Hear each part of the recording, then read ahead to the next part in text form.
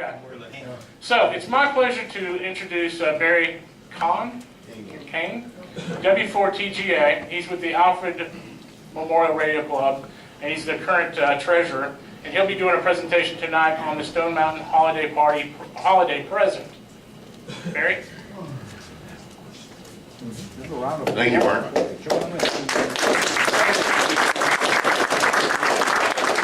It's good to get applause at the beginning. You may want to hold it at the end. Thank you very much for that. Let me give you a little bit of background. Our repeater, as you know, the W4DOC repeater has been on top of Stone Mountain since forever. During the time we've been up there, they have added the TV station, Channel 8 came along and put up a tower. And a couple of years ago, when they switched over to digital, they put up a new tower, took down the old one. I missed seeing them do that, but in any case, we still have that tower. And so during the time the tower was up, somebody at the Stone Mountain Park Authority decided that it would be a neat idea to put lights on the tower and have them kind of come down in sort of a cone-shaped layout and light them up at the holiday period and make the tower sort of a Christmas tree. Great idea. 1,320 light bulbs. And the power cable going up there to drive it was about a triple-aught power cable, and the meter would spin like that. And the power company, Georgia Power, got a lot of revenue. So last year, someone said, there's these newfangled things called LED light bulbs that draw a lot less current. Let's put up LED bulbs instead of incandescent bulbs and see how that looks. And frankly, it looked beautiful. Great stuff. So they gave us that present. Oh, I see my little button is timed out, so let me restart it here again.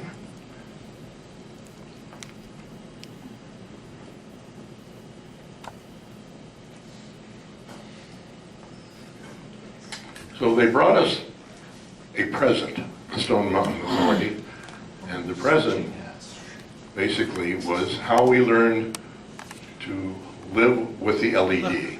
Remember the movie? How we learned to live with the bomb. George Olive, AI4UR, and I have become the sort of de facto repeater managers for that repeater, so we were the ones that were tasked with finding out what was happening, because we discovered that, and we hadn't yet correlated why, that suddenly the talk-in range into our repeater was about a third of what it used to be. You had to really be almost within line of sight of the mountain to see it. So we went up and we decided to make some measurements because we knew it was some kind of an interference issue. So here's the tower. And the tower basically has on the top of it the Channel 8 television antenna. There's some FM station antennas below it, and right here is our receive antenna. Our transmit antenna, for those of you who've been up on the mountain, you know that you ride up the cable car and there's that building on top, and the center of that building is sort of a dome-shaped area, and that basically covers the antenna facility for all the transmitters that are located in the basement of that building. And so we transmit from under the dome, but we receive actually up on the tower itself. So our repeater was no longer hearing, as I mentioned. We could hear stations, but the mid to fringe stations, not so much. So what do? Well, you try to find out what's causing the problem. And believe me, we've had a series of problems on Stone Mountain. Although it's not as popular a site as it used to be at one stage, we had all kinds of intermod problems, we had all kinds of descents problems, but slowly over the years, the number of operators who were up on that site has diminished. So we're there along with some lesser known people like DeKalb Public Safety and the Stone Mountain Park Authority and the DeKalb School District and a few others, but not as many as we used to. Oh, and also the FBI is up there, although we get shot now because I mentioned that. All right. So we discovered that closer in stations, as I mentioned, could be received, but with some amount of noise. And the noise we were hearing was sort of a hiss or crackle kind of noise, like weak signal noise. So obviously something had changed to cause this. What was it? We didn't know.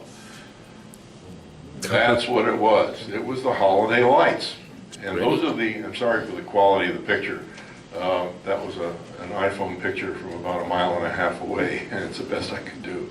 But those are the LED lights, and they, as I mentioned, are beautiful. Yes, Fred? The lights turned off? No, I'm fine. You guys haven't, can you see okay? Yeah. Yeah, okay. Anyhow, the lights were, as I said, were beautiful, brighter, much brighter actually, than the old incandescent lights. Yes, sir? How high up on the tower is the apex of that triangle? It's about 180 feet. But it's lower than the antennas. No, it's higher than the antennas. It's lower than the TV antenna. So our antenna, all of the two-way radio communications antennas, including the DStar repeater and several other things, are within that cone. Not good. Not good. I think you're onto something. Now we know what the problem is. So here was the culprit. Oh, no, not Phillips. This bulb was the source of our problems. They had gone, the Park Authority had gone to a company called Home Depot and purchased these things, all of which were, of course, Part 15 approved, no problem, right? And put 1,320 of these surrounding our antennas. Those of you who have had experience with LED bulbs, I hear a lot of ohing and umming in the audience. You know that these things are more than just an LED bulb. They're also a very broadband oscillator, switching power supply, which has noise everywhere. But it's designed to work in your house, and so you should have no problem. It meets Part 15, and so it should be okay. Does it So, Part 15? that was the culprit. Now, we had to figure out how much of a culprit it was. As I mentioned, 1,320 bulbs, each of them being a little broadband transmitter. So it was kind of like having a conversation in a crowded restaurant. How bad was it? Well, we had to measure to be sure. So how do you measure the noise? We use a calibrated signal generator and something called an ISO-T. And I have an example of the ISO-T here. This is the ISO-T. Let me just pass it around while I'm talking here. You guys can kind of look at it. Take the T apart, and you will see that the ISO-T basically is a standard T connector, but we've gone into the center pin and removed that center pin. So when you put in the female to female, did I tighten it too much? The female to female adapter in there, you end up with an air gap between the center pin of the female to female adapter and the center pin of the T. And the reason why there's an air gap there is because we want to radiate a signal into the receiver rather than connect it all the way in. So the ISO-T allows the receiver to hear a signal from the generator by radiation. But we can control the environment in which the signal generator is operating by keeping it kind of at arm's length or distance from the actual physical circuit of the receiver input, so we don't affect the impedance. So step one is we basically take the signal generator, plug it in the bottom here, and you'll see there's this sort of air gap here. We apply a 50 ohm dummy load to this side, and we connect that to our receiver input. What we do is we crank up the signal generator. In this case, we had to go to minus 41.3 dB in order to hit a reference point. And I'm an old guy.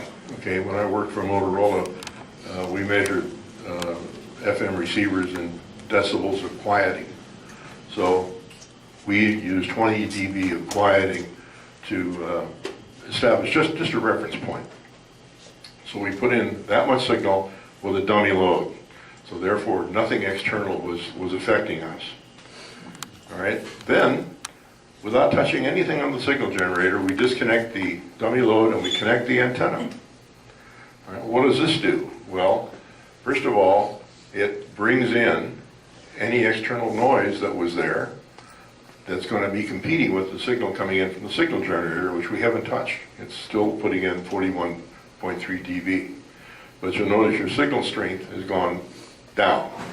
So we have to increase the signal generator output, and with the lights off, we have to increase the signal generator output until we're back at our 20 dB quieting point. Well, any questions so far? Okay, all right. So we have the antenna with its ambient noise, whatever it is, and that's the TV station and all kinds of things that are on the mountaintop. Signal generator is now another 7.2 dB higher, and so therefore we can say that in order to overcome the amount of ambient noise in the environment there with the lights off, it takes an additional 7.2 dB. So this tells us that there's 7.2 dB of noise existing at the site. All sites are like that. I don't think you'll find a normal commercial site that doesn't have some degree of noise. Having the TV station is a little bit more of a challenge. Okay, so now we figured out what that's all about. So now we go and turn on the lights. And that required us then to increase the output of the signal generator again to reach our 20 dB quieting point. So we were at minus 34.1 with ambient noise. We turned the lights on, and we had to go until we had minus 13 dB. So we're now 3 times the amount of signal that we were putting in to begin with. In order to overcome the offending noise and get back to our 20 dB quieting set point, which means that, doing the math, you ended up with a 21.1 dB noise factor being created by a combination of the ambient noise and the LED light bulbs. So, what does this reading mean to us in terms of reality? We know the effect, and probably it's much more of an effect in an analog environment, such as we have with an FM repeater up there, as opposed to a digital one, because digital repeaters may not express the interference in exactly the same way, although I suspect that they would still have the same problem receiving a digital signal and processing it, because again, noise is noise. So we have a 21 dB noise level. So therefore, if you were to take your transmitter and you double the transmitter power, you've increased it by 3 dB, right? All right? So to overcome the LED lamp noise, we would have to double your transmitter power 7 times.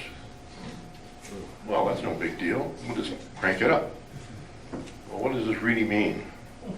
Well, if you have a 25-watt mobile, for example, and you double it, it's 50. If you double that, it's 100. If you double it the 3rd time, it's 200. If you double it the 4th time, it's 400. If you double it the 5th time, it's 800. I'm talking about watts now, folks. If you double it again the 6th time, it's 1600 watts. In order to get a signal that was equivalent to the signal we had before we started to overcome the noise of these LED bulbs, you had to have a 3.2 kilowatt mobile unit. Well, if you're Italian. Apples and apples. So that was the basic issue. So what can you do? Well, you can turn the lights off. Was there any interference at all with when the lights were not on? Just the 7.2 dB, just an ambient noise.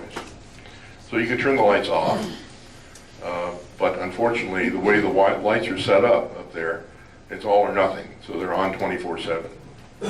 I did suggest to them that they may want to consider putting in a photocell or something of that nature to, seriously, to turn them off during the daytime. At least, during the daytime, it would not be so bad. But in any case, turning the lights off is not an option.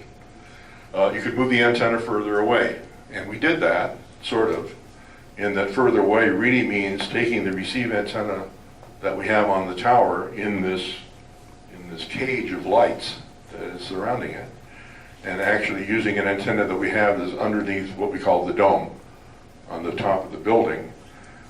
Not sure that that is such a blessing in some respects because A, you're losing a couple hundred feet in altitude, and secondly, you're putting your receive antenna in this very small room, about half the size, a third the size of this room, where there's all kinds of transmission going on. So I didn't even begin to measure the amount of ambient noise in that place, but it's certainly going to be higher than word up on the tower.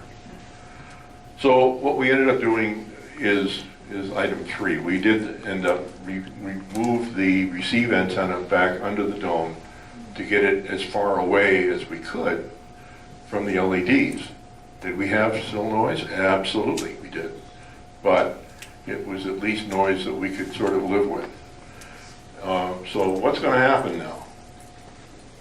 Well, the park was sensitive to this issue. And so they contacted, because we gave them a whole... Probably so was the FBI. Yeah. Well, the FBI, they're all operating at P25 now. The problem is that they are all digital format radios. On UHF. And yeah, and they basically didn't know. I asked the guys from DeKalb Public Safety, because they have a site up there. But again, the DeKalb Public Safety is a P25 digital system. It's a voting system. And so at the 911 center, they don't know. They're on the backside of the voting system. They have no idea which site is being used.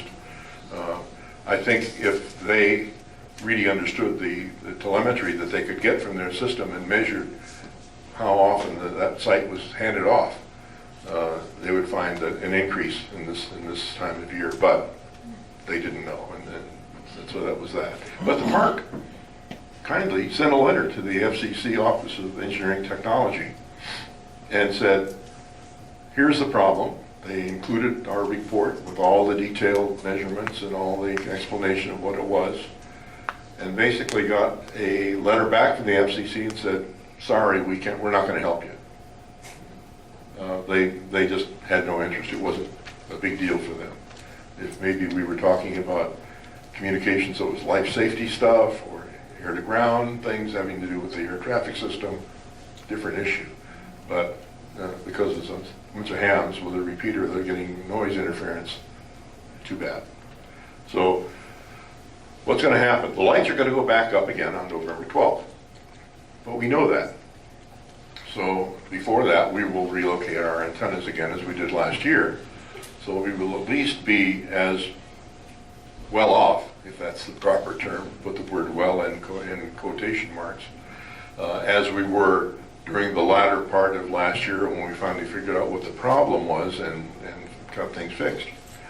And they, as I said, are looking into putting a photocell control on this circuit going up there, which will allow them to at least cut off the lights during the daytime. Can't see them anyway. So they're looking into that. I suspect it's not going to happen this year, maybe next year. When does it come down? It comes down after the first of the year. It comes down around January. It turns off. It doesn't come down. It turns off around January 5th or 6th. Do you think that the cabling itself acts as a parity to provide any shielding? No, I don't think so. Maybe there may be some shielding that's brought on because it's a grounded wire, and that, yeah, that's a possibility. But it's really the noise generation. Yes, sir. Well, also the antennas being inside that cage that screws up your antenna pattern. Yes, of course. Does this thing transmit as well when you put the No, this particular antenna is strictly receive only. We have an agreement. But I thought Yeah. you switched them. Oh, yeah, no, what we did is we moved both antennas under the dome, so to speak. Oh, The you one on the tower is just sitting there. both under them. Yeah, we have an agreement, the gentleman's agreement. Is that sexist? We have an agreement with the guys that operate the DStar repeater, not to put a transmitting signal on that antenna because it's in close proximity to their receive antenna, and we didn't want to desense their antenna. We can Then you appreciate put your that. hands on it. So basically, we have made that agreement. Why would they? Bob, you had a question? Earlier you mentioned that the LED bulb built-in switching supply. It does. That was built from 120 AC To like 2 or 3 volts, whatever it takes to operate an LED. Yeah, you would think a resistor would do a much better job, but apparently not. Have you ever considered DC powered LEDs? Well, at this stage of the game, I don't think that that's an option. I don't think these would operate from DC, first of all. Yeah, of course. And it's not my LED, it's the park's. Is that the one they actually use, that particular model? Yes, that's exactly, this is the one the man gave me up there on the site. I mean, it's probably And- not an option, but Yeah. I also have full Uh-huh. bulbs in my Uh-huh. house, and they provide none whatsoever. Well, However, they're the bulbs, like the globe types. yeah, So there's tremendous variation, it seems. absolutely. Between models and then given brand. I bought at Costco, I'll digress here for a minute, I bought at Costco some bulbs made by FEIT, F-E-I-T, or FITE, whatever the name is, that were actually being subsidized by Georgia Power. These were little bulbs that fit in a can type thing, so it's kind of a floodlight. I was having a hard time picking up our 145.45 repeater at home, couldn't hardly hear them. Walked out of the room, and as I was walking out of the room, I switched the lights off. Voila, there was the signal again. So I said, oh, okay. So those all went back to Costco. Yeah. But it varies from batch to batch, I presume, and from manufacturer to manufacturer. The same manufacturer produces different models, and we see interference on that. Yeah, and I think of that particular batch, I had a half a dozen of those bulbs I used in can lights around the room. Some were worse than others.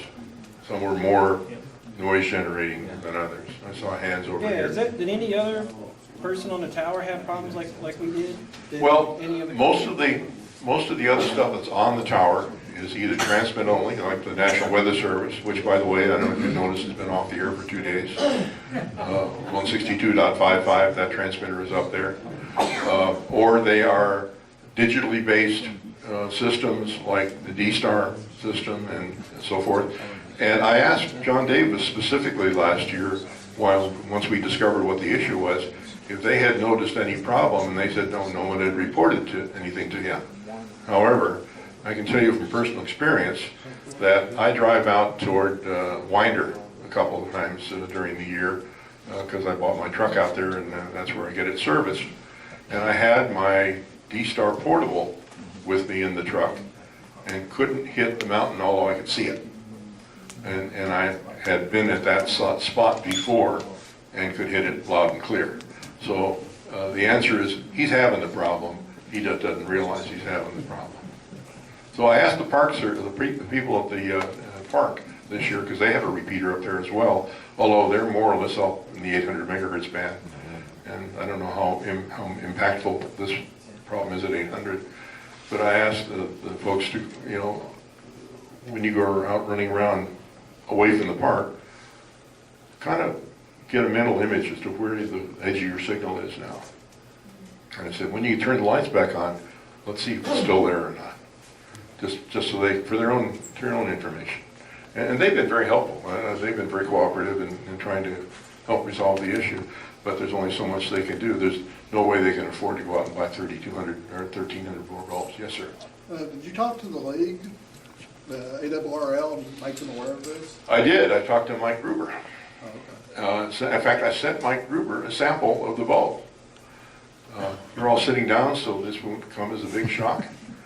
But Mike Gruber told me that they have no ability to test for noise above 30 megahertz in Newington. They don't already 200 here, huh? Apparently they don't have any way of testing for noise. And they said, sorry, our lab only is equipped for broadband noise studies up to 30 megahertz. So I said, all right.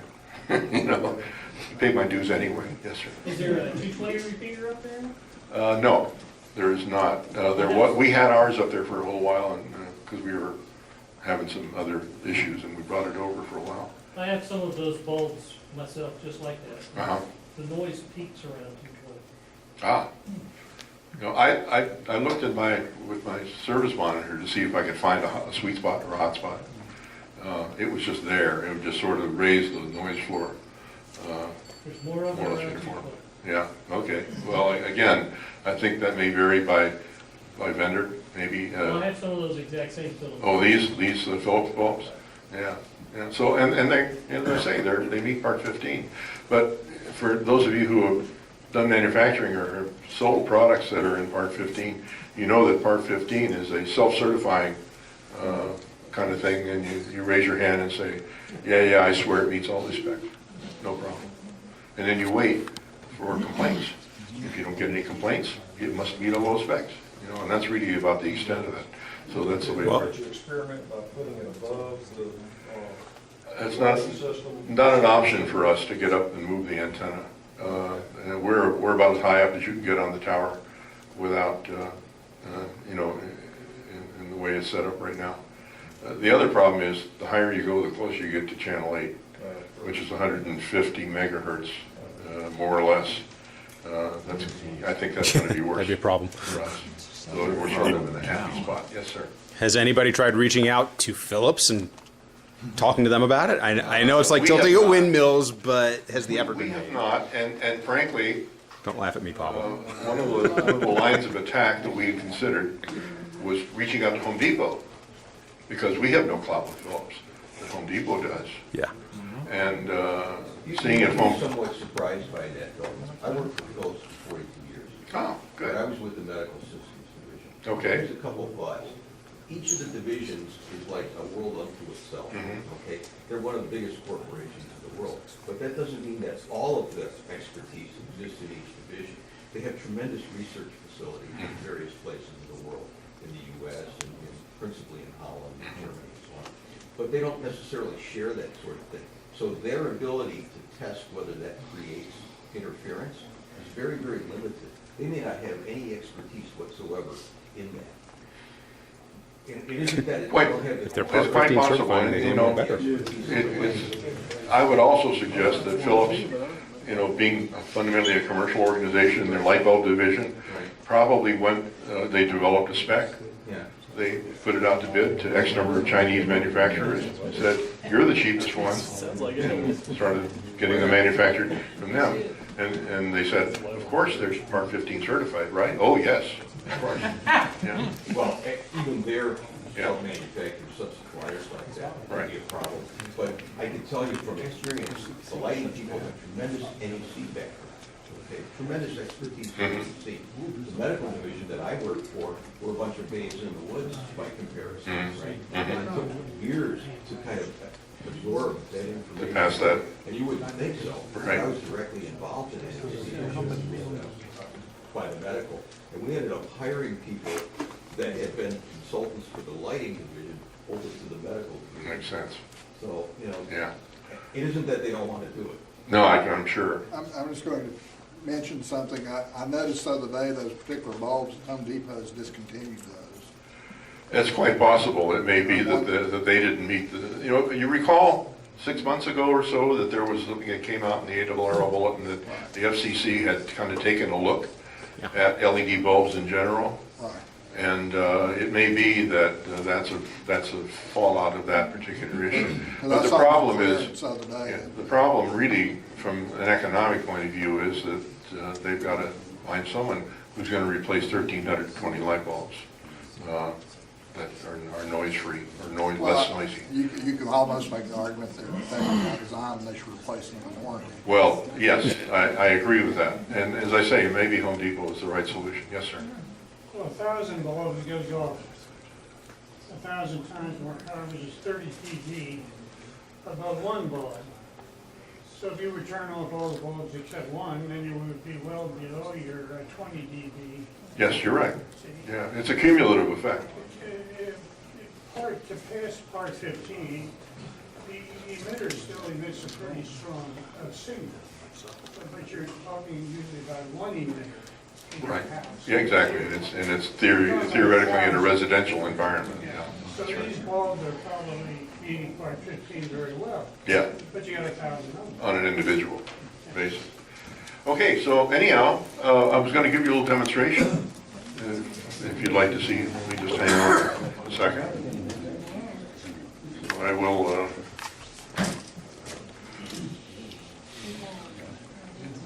Unfortunately, I was going to use the National Weather Service signal as a source of signal, and they're off the air. You can receive several others from here. What I'm going to do is I'll use the Atlanta Radio Club repeater if nobody will tell for chunking their repeater.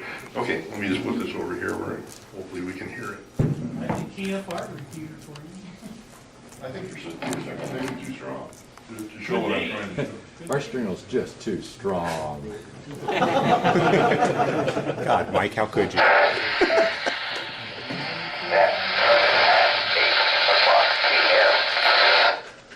Did you hear it at the end there? Let me get it again. Try it again.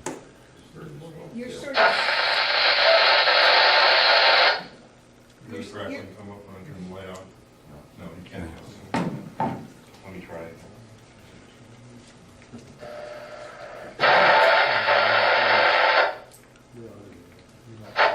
It's closing down too quickly.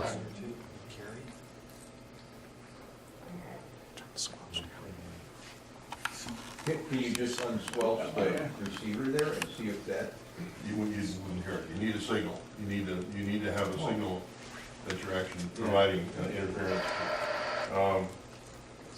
Try to slow out repeater. Well, I can't hear you. What? Hear that? So as an alternative, you can try, Wow. oh yeah. Wow. Yeah, by the way, I need to tell you that the last time I did this demo, we did it for guards, and that was the good news. The bad news is they happened to hold their meeting in an all-steel Quonset hut. And talk about not being able to get a signal when you receive it. That's the place. So if you ever Is that need a to do a Faraday screen room cage? test, let me suggest that you contact the folks at guards. So anyhow, that's the story. Any other questions? And a word from my sponsor. Yes, sir. This sort of raises a somewhat general question, now that we know they're so bad. Is there yet information available to amateurs that might say, well, this ball seems to be less than the others? You would, Got those in my house. yeah, I know, we all have them, and the answer is I don't know of a single source that has rated the bulbs in that regard. You would think the ARRL might have a little interest in that, but Mike Gruber said above 30 megahertz, sorry, so Kenny. if you're transmitting, you have to turn off all your lights. Well, if you're receiving. Receiving. When you're receiving, yeah, right, yeah. So, you just listen in the dark. Yes, sir. two items. One, to respond to that, several people on the RFI remailer have told their experiences with particular bulbs and dead hair from the ARRLs on there. And what has happened is even though the same model number of bulb that's out in some of the stores, the product manufacturing process changes over time, and what bulb worked one, doesn't necessarily work correctly 3 months later because they're branded with the same model number, but they don't look alike at all. Yeah, we used to have that. I worked for Motorola for 20 years, so. Same. Yeah, so it's the same problem exactly. They do what they call cost reduce. So this diode costs 0.2 cents more than that one. Take that one out, put the cheaper one. The other item in my day job, we encountered some parking lot lighting that was disturbing cell sites around the country. And both GE and Philips addressed that and changed out all the lighting, so it was no longer interfering with the uplink. Yeah, and I'm sure, getting back to the earlier comment about have we talked to Philips, I'm sure that if we were to make Philips aware that they might kind of be, One of the reasons why they no longer carry that product. maybe, yeah, that's quite possible. And frankly, I haven't done that. So maybe that's an angle of attack. I don't think it's going to happen this year. Just say can't radio, but can't go on. There you are. Cool, romantic.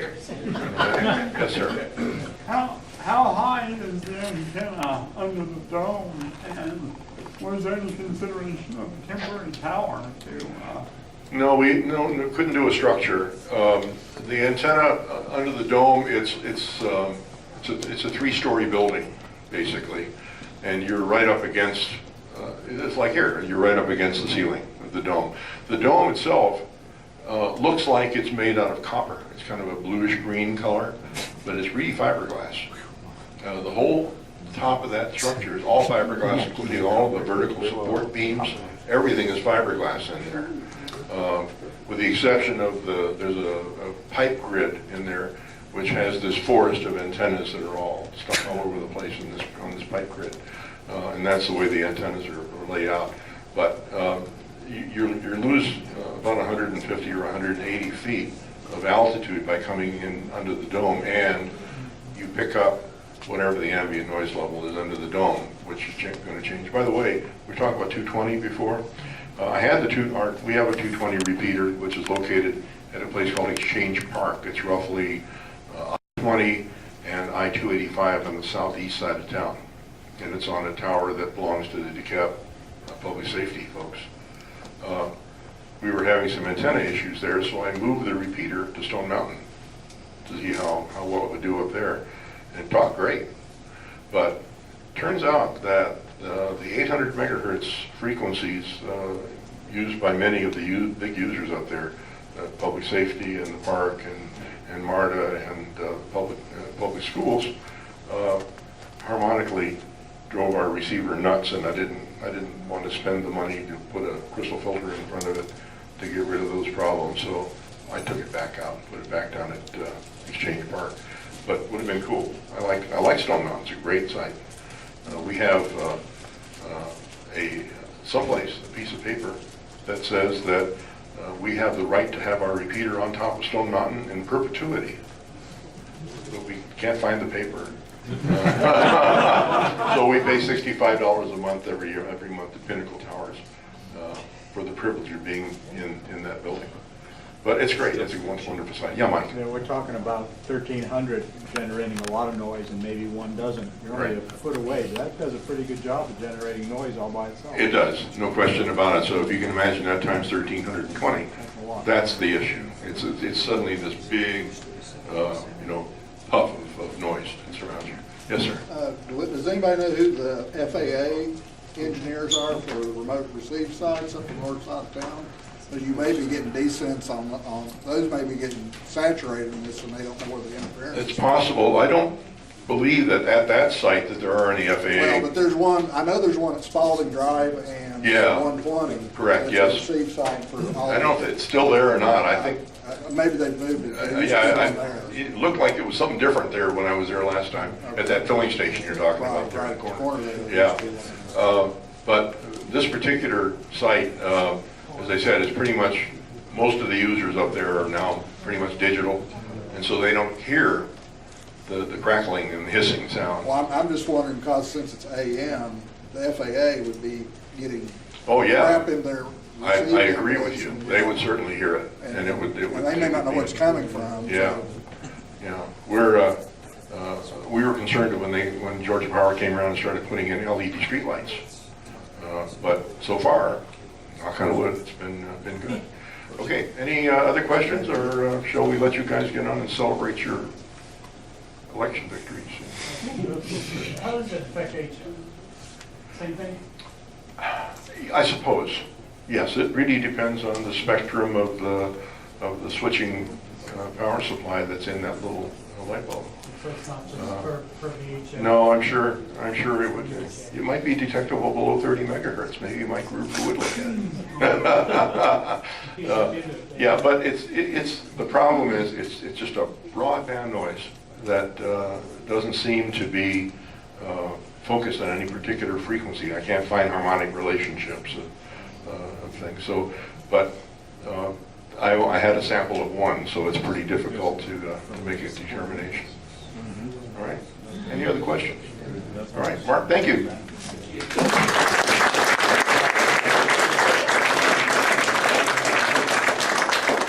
Barry, thank you for the presentation.